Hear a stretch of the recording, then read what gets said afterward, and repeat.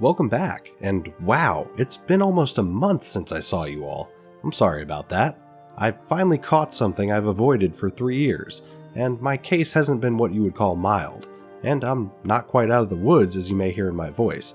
But we have this absolutely obliterated LG G8, and it needs to be repaired. This particular phone was, for lack of a better term, run over by a reindeer. More accurately, a holiday-themed parade float. This poor LG has an actual crater smashed into it. Any lower and this battery would have catastrophically vented. Thankfully, the main logic board seems to have taken the hit. Wait, that's not good. Let's get this thing open. The heating mat will grill this back glass at a toasty 60 degrees centigrade to soften the adhesive. We're gonna want to put on some safety glasses here. Razor sharp glass fragments are about to go everywhere. This back panel is going to be replaced, so there's really no need to be gentle and kind to it. This is mostly just for safety. My gloves are thick and keep most things out, but the miniature prison shivs of glass will beat nitrile gloves every time. It's definitely got that crunch.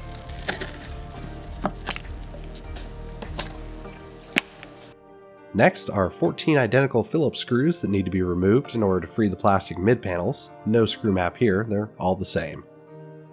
Nothing is on fire yet. I have a good feeling about this one. Now the plastic mid-panel can be removed and set to the side. Here's everybody's favorite part, where I disconnect the battery using metal tweezers like an absolute caveman of a technician. But disconnecting the battery is pretty important.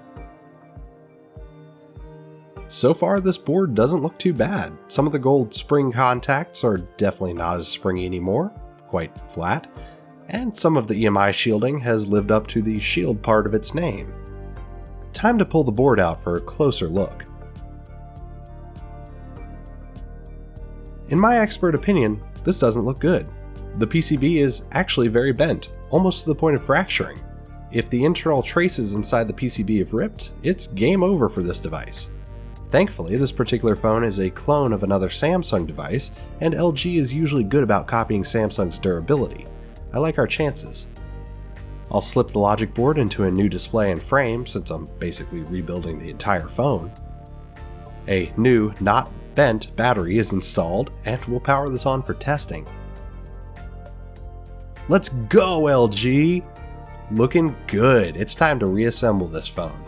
Overall, it's going to end up with a new screen, a new frame, new battery, and finally a new back glass. I've got to say I'm thoroughly impressed by the durability this phone is showing, and I'd hazard to say that I might even miss LG a little bit. Just a little bit. Thanks for sticking around. With any luck, I'll be back at it making videos regularly in no time. Until then, come chat with me over on Instagram and TikTok, or drop a comment below letting me know how much you miss LG and their crazy devices. I'll see you next time.